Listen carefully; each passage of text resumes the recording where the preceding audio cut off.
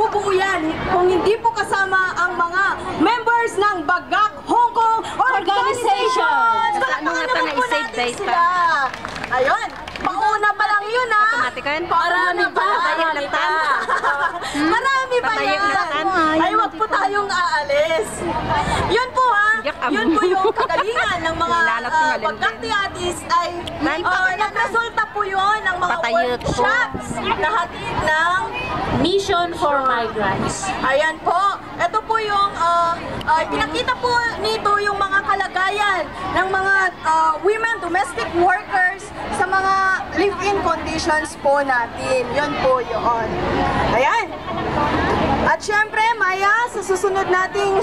Ang susunod ay ang introduction of judges and adjudicators. Yes! Kasi po, ayan, dire-diretso na po tayo. Huwag na po nating patagalin. Punta na tayo sa cultural competitions.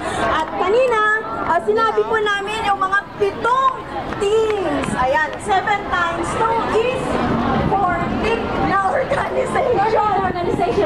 Andyan din yung Diwa, andyan din yung Ama, andyan din yung Baga. Sila po yung bumubuo ng ATIS. Ayan. Len! Kung wala kayong judges, Automatic?